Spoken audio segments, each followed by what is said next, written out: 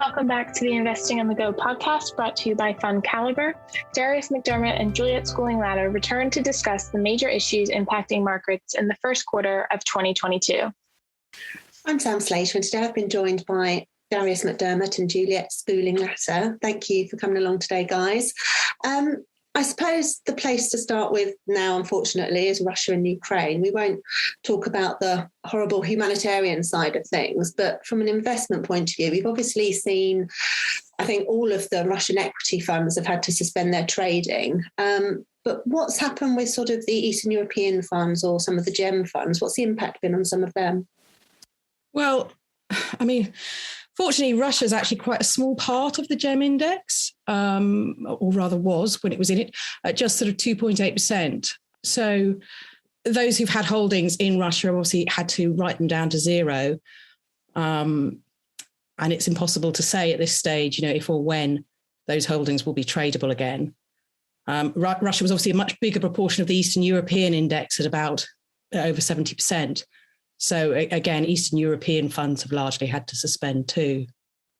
Yeah, I mean, Eastern European funds actually were very popular in the noughties as a decent chunk of the Eastern European bloc, Poland and Czech, entered the European Union and actually opened up their stock markets. And they were very popular with investors, but they haven't been now for a long time because, as Juliet says, Russia's the biggest part of that index, and it's just been very out of favour. Not speaking about war and invasion, I just mean as a market. All terribly, terribly sad. And I don't think the majority of retail investors will be hugely impacted unless you own a direct Russia fund, of which there are a handful still going, but they have all obviously had to suspend because you can't trade in Russian equities for the foreseeable. So, worrying times, but not a huge impact on investing directly in Russia. Now, of course, there has been lots of other fallout from the Russian invasion. Markets were very, very nervous for the first few days and have sort of gently bounced back a little bit. But, the whole thing does leave huge amounts of questions over the whole geopolitical status. And markets always tend to react to major geopolitical issues.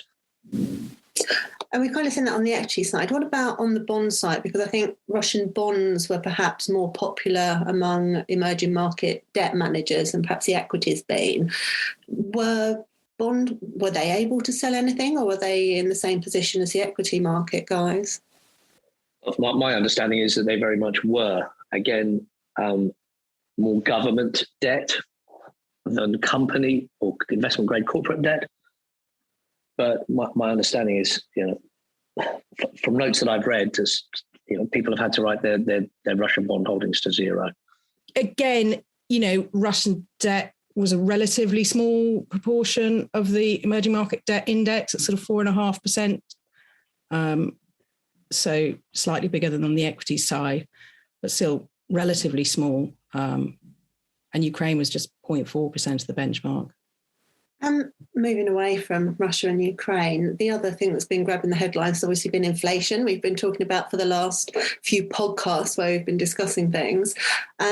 Yesterday, I think it came in at over 6% in the UK. What are your thoughts on it today? Well, it's definitely been more persistent and higher than almost everybody expected. Even those who I would say were very vocal about inflation maybe this time last year, I think probably will have been surprised on the upside.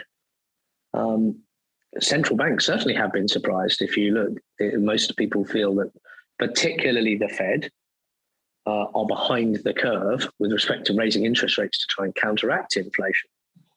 So if the central bankers with all their data have been getting it wrong, I think it leaves the question on it very difficult for the mere mortals like ourselves and retail investors who are trying to plan on what investments they may buy to try and counteract that inflation.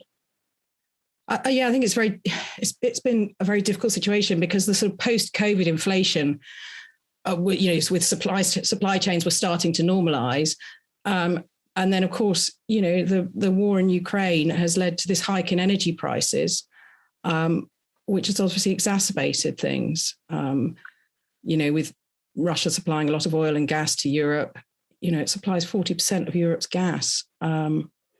So I think it is certainly a worry. I think food price inflation possibly as well. Ukraine is a large exporter of wheat. And UK farmers are struggling with inflation, with higher wages, higher energy costs. The higher cost of fertilizer as well is one fallout from the war with Ukraine too. So it's quite a difficult time to work out when inflation will come under control. Yeah, I mean, I think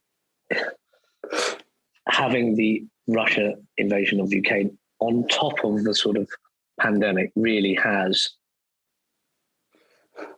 put petrol on the inflation fire.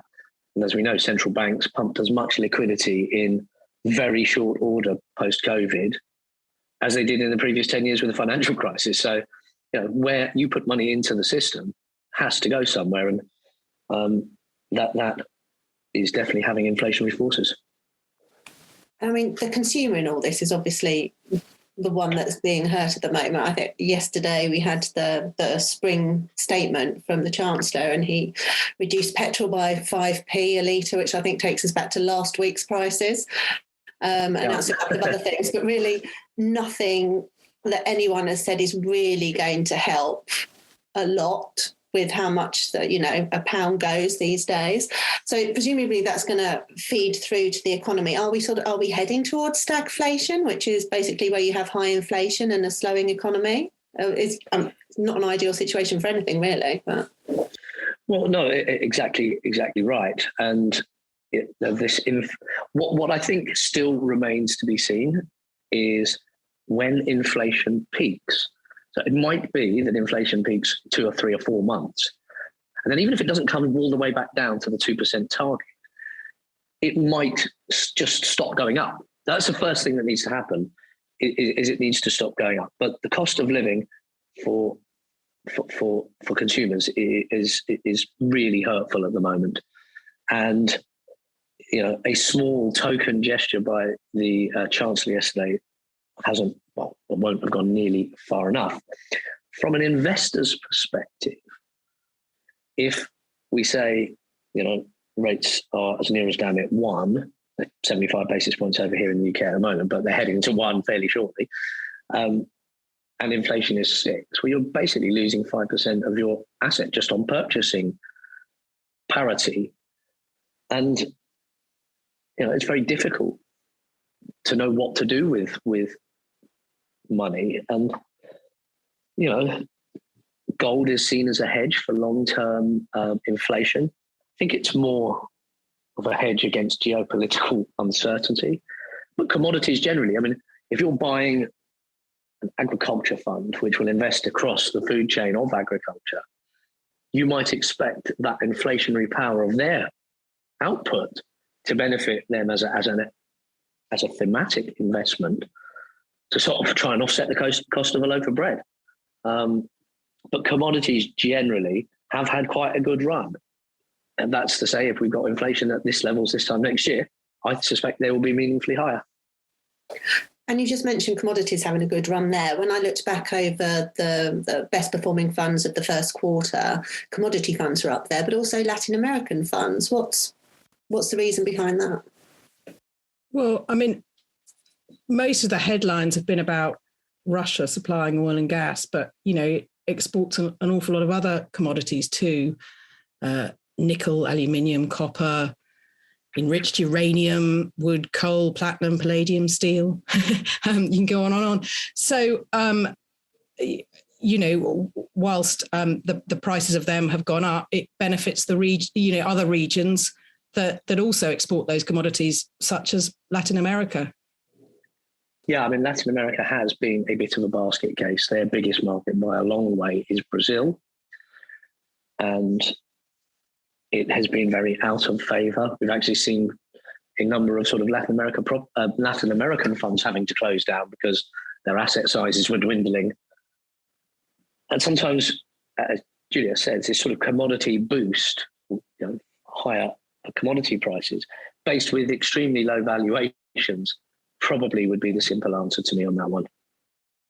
And at the other end of the scale, we've had technology funds, European smaller companies funds, and Chinese equity funds that have done really badly. Thinking possibly more about technology in China, do you think they've bottomed now, or is there worse to come? I mean, China's quite interesting because we've discussed their issues here before, haven't we, with the property market? But there's also quite a lot of impact from their zero tolerance approach to COVID. So the recent wave of Omicron, which their vaccine hasn't really worked against, has meant that almost 40 million people are currently locked down in China. And this obviously causes quite a lot of disruption to production. And then you add to that the concern about China sort of possibly siding with Russia. And I think investors have just been a little bit wary of the region. Yeah, I mean, China certainly had a very poor 2021 from an investment perspective.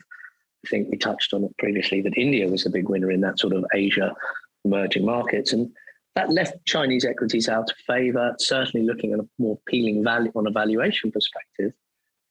I think everything that Juliet has said is absolutely correct. There's definitely some read across from the Russia to China side. Technology, European smaller companies. Well, European smaller companies tend to be growth-focused funds. And the one thing which has been a really big retreat over the last 3 and 6 months is high growth funds have really underperformed. And I don't mean a little bit. I mean, really underperformed. Technology, yes, it is a growth sector. Of course it is. But if you look at the really, really big tech companies, they're just cash generating machines. And if they sort of, that sort of bond-like cash generation has underperformed, firstly into the rate rising cycle, but definitely it's been more the cyclical and value sectors of markets globally, a la energy, a la commodities, obviously very big parts of the UK index, which have done better in that environment. And then finally, unrelated to anything else we've been talking about, but a development of sorts, Janus Henderson has announced that it's closing its property fund. What do you think this means for other open-ended property funds? Well, open-ended property funds have been under the microscope now for a number of years, following what a review by the regulator about having illiquid assets in open-ended daily traded funds.